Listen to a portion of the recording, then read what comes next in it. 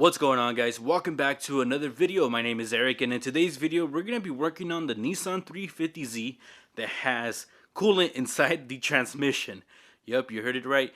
In my last video I kind of basically confirmed that the coolant was going inside the transmission. So in today's video I want to address that issue.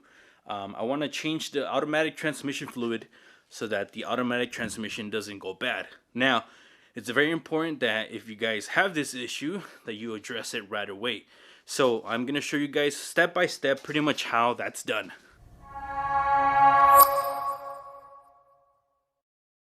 So in front of me, I have everything laid out that you will need, minus the jacks or the ramps that you're going to use to pick up your vehicle. So starting off on the left hand side, I have a huge drip pan. This goes over the top of this lower pan, and it basically allows you to not leak anything on the garage floor. This will be extremely useful when you're doing this type of work. You guys can use something like this if you're going to do a drain and fill, but in my video today, I'm also going to be removing the pan because you guys will see in a second, it has some damage. So I did buy a brand new OEM Nissan gasket. The key point here is that you guys want to go with OEM. This is the part number. It cost me about 24 bucks. I bought this through Concept Z. If you buy it through the dealer, it might be around 34 bucks. This gasket is high quality.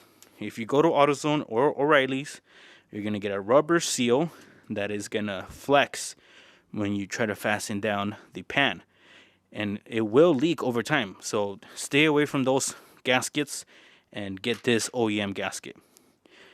Definitely can't stress how important that is.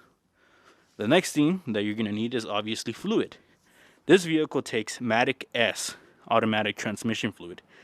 This guy right here is about 20 bucks a quart. This transmission on this vehicle calls for about 10 quarts if you're going to remove the pan and completely drain your automatic transmission fluid. If you're not going to be doing that, it should only require about 5 to 6 quarts. Now, if you do the math, that can add up a lot, right?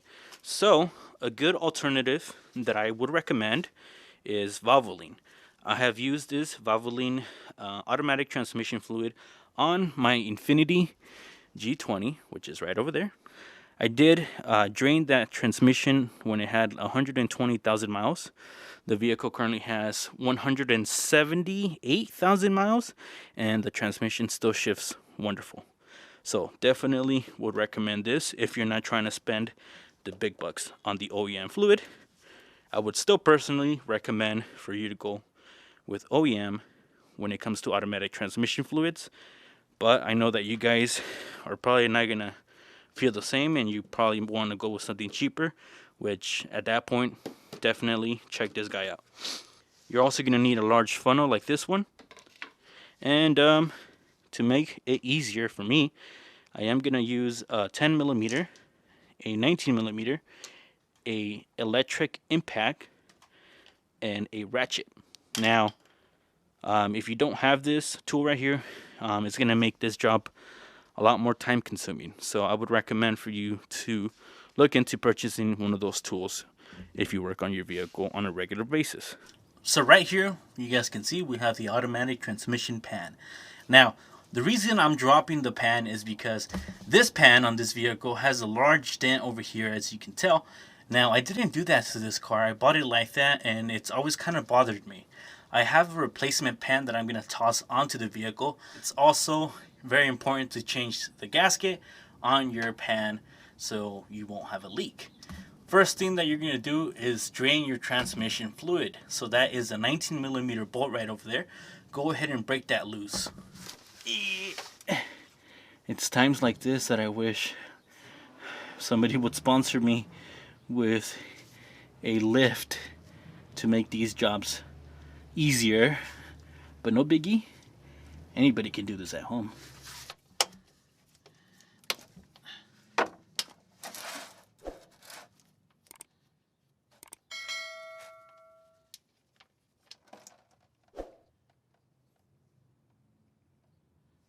So while you have that draining, go ahead and start disconnecting these connections here for your O2 sensors. So they're just held down here with the clip. Go ahead and just move them off to the side.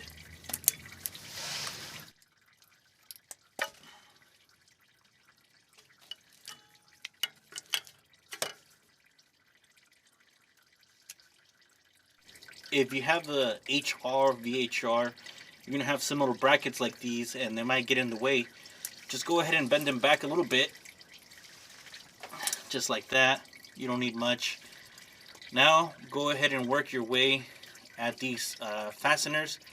There's several 10mm fasteners holding on the pan to the transmission. This is where having a electric ratchet or something comes in handy. So I'm gonna go ahead and do this now. You don't need this tool. You can just remove them by hand, but you're gonna spend a lot more time doing this.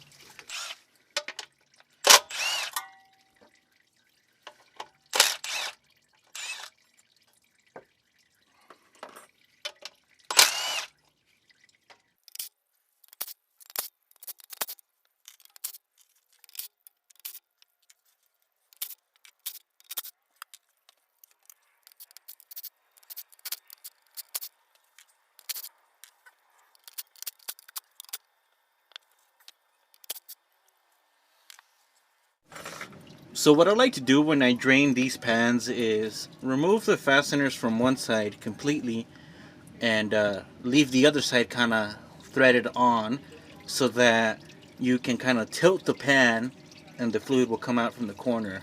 So I already went ahead and removed all the fasteners on this side, but I left a few on this side.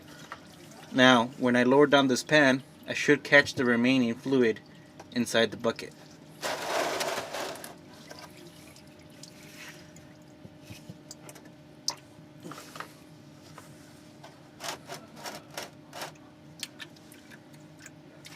So that worked out pretty good. I didn't make a mess. Now what I'm going to do is finish removing the pan here. One more bolt. And this should come down now.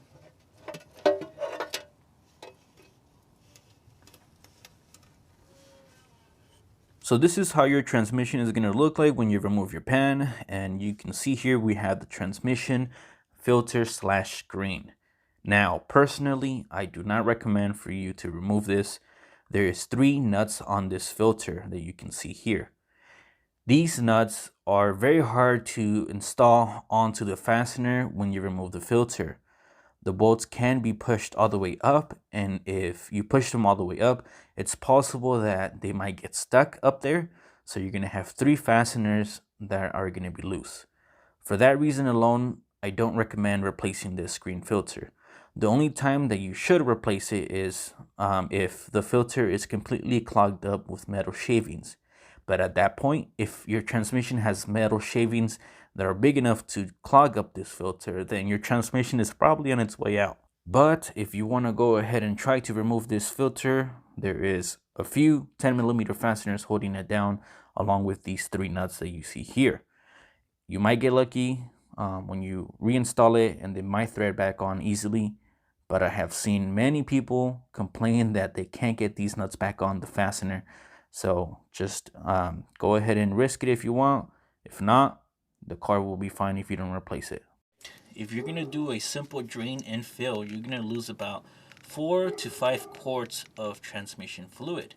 If you want to get the other 5 to 6 quarts that the transmission holds, you have to loosen up the valve body so that the torque converter can drain.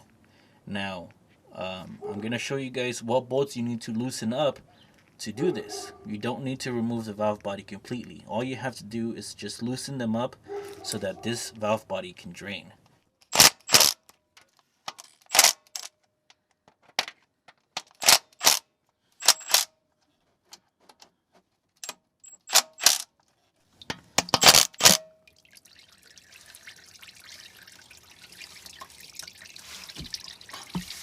There we go. So you can see now that we loosened up the valve body, we're dripping a whole bunch of transmission fluid that we would have not removed otherwise if we didn't do this step. So this will drain about 4 quarts more.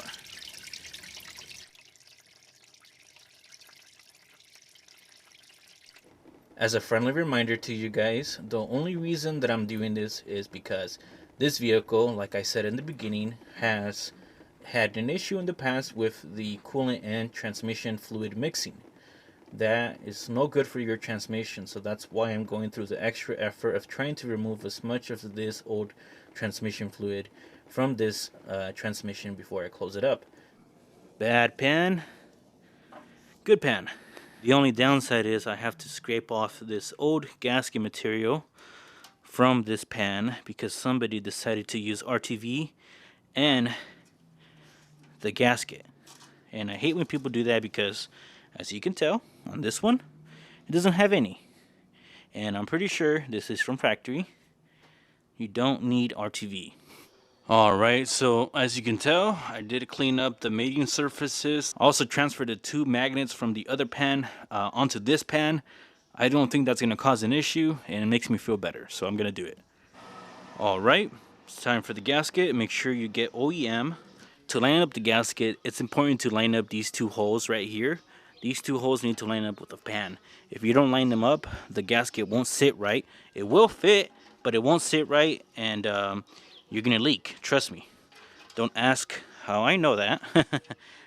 So yeah, make sure you line up those 2 holes down there. Make sure that everything lines up.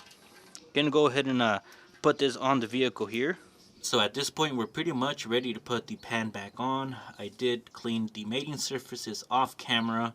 I'm lucky because there was an RTV used on this side of the mating surfaces, so I didn't have to clean this side.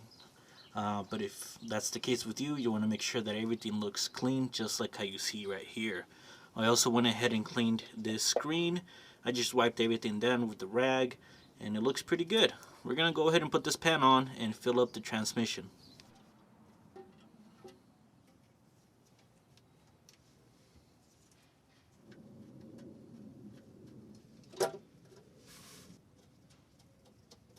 I'm going to go ahead and continue the rest off camera. Make sure that you torque these guys down. I'll leave the torque number right up here for you guys to follow. Very, very important that you don't over torque these because you will break them very easily. So don't use electric impacts in this step. Torque them down right, and don't forget to torque down your drain plug. I'm going to go ahead and do this off camera like I said, and then I'm going to fill up the transmission. So it's time to fill up our transmission. I'm going to go ahead and put this in containers so that we can measure how much we removed from the transmission. Alright guys, so I finished putting everything back together. I did end up using about 8 quarts of automatic transmission fluid. I did confirm this by measuring out how much I had drained from the vehicle, and I put it in 2 containers. So if you're going to be doing a drain and fill like how I did it, you're going to need about 8 quarts. Now if you're going to do just a regular, remove the drain plug and fill it back up with automatic transmission fluid, you're going to need approximately 5 quarts of automatic transmission fluid. But I have driven the vehicle for about 60 miles, and it has cleaned up the shifting quite a bit, and I haven't noticed any issues. And you shouldn't, because like I said, this automatic transmission fluid is highly recommended. This is going to wrap up the end of the video. If you guys did find it useful, don't forget to give the video a thumbs up. It really helps me out a lot. Also, don't forget to share this video with your friends that have automatics that need to change their automatic transmission fluid. Also, if you guys have not hit the notification bell icon, make sure that you do that, because I've noticed that a lot of people don't watch my videos until like 3 or 4 hours after they're posted, and a lot of them are saying that they don't get notified. So if you guys could do me that huge favor, that would help me out tremendously. I'll see you guys all in the next video. Peace out.